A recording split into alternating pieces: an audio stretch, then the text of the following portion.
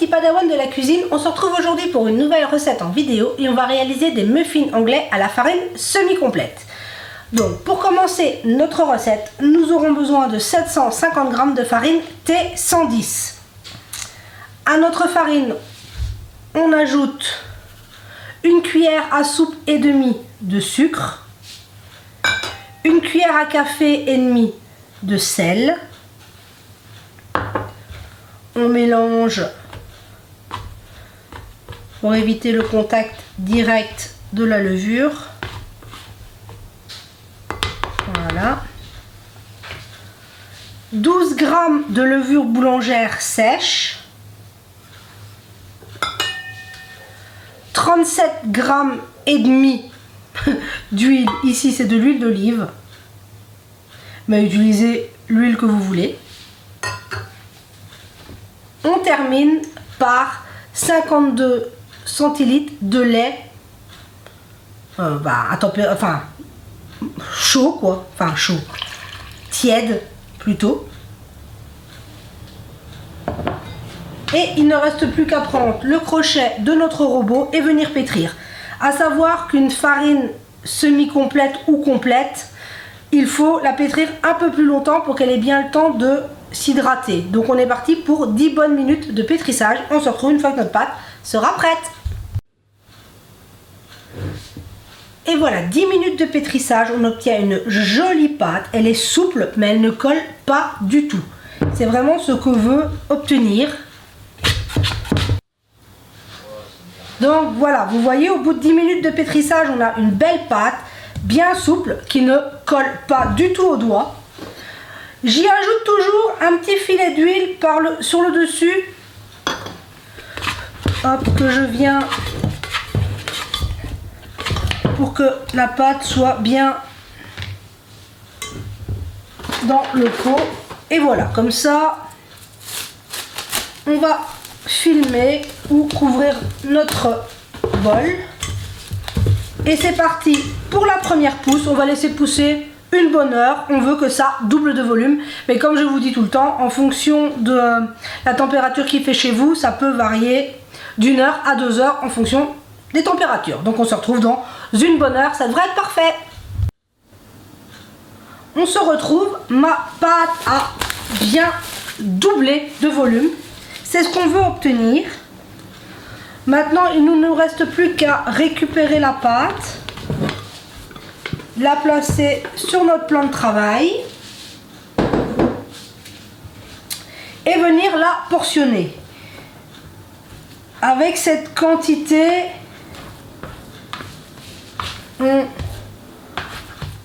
on peut réaliser, moi je fais un boudin et je viens découper, on en réalise 15, 16, dépendamment de la taille que vous voulez leur donner.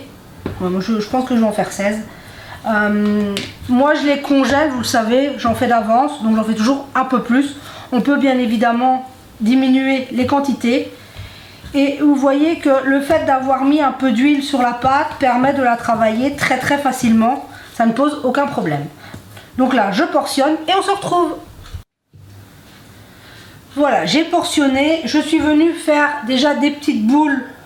Et je vous en ai laissé un. Donc vous savez maintenant, on rabat, on retourne et on vient tourner pour former une petite boule. Maintenant, qu'est-ce qu'il nous reste à faire? Je vais venir mettre un peu de semoule de blé, ma cafetière, il y avait longtemps, et on vient mettre notre muffin et on l'étale, on lui donne la forme qu'on veut. Avec la semoule, ça se fait tout seul.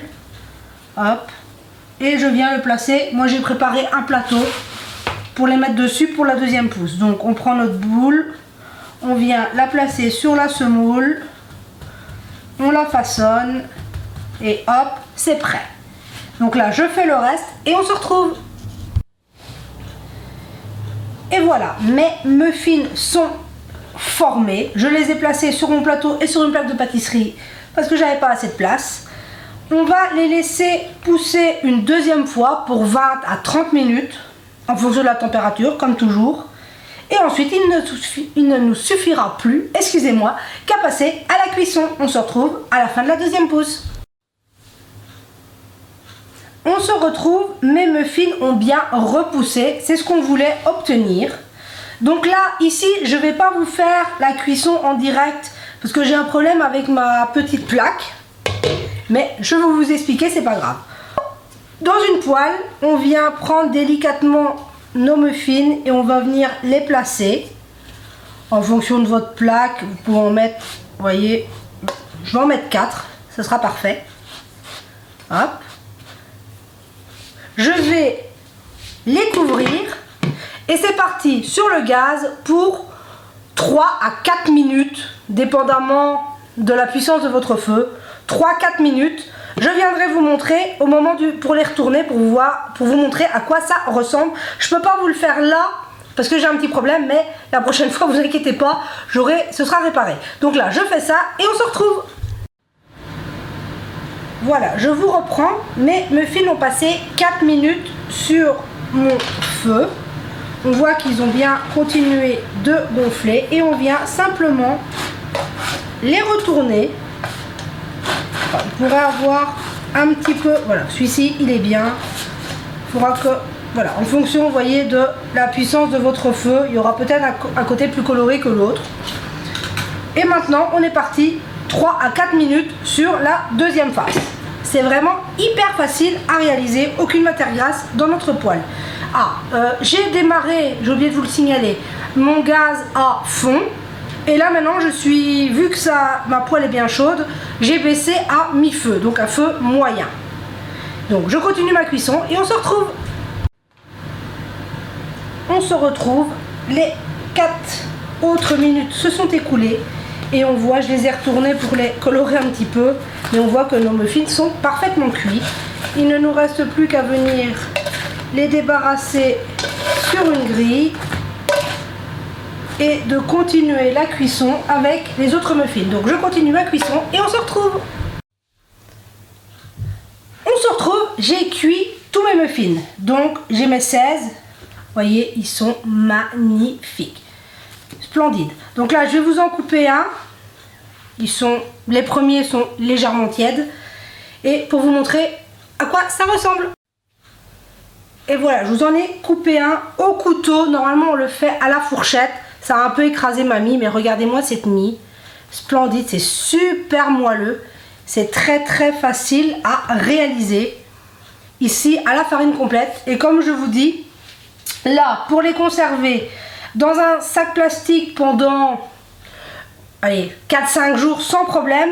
Mais moi, ce que j'aime bien faire, une fois qu'ils sont bien froids, c'est les placer au congélateur. Comme ça, j'en ai toujours sous la main.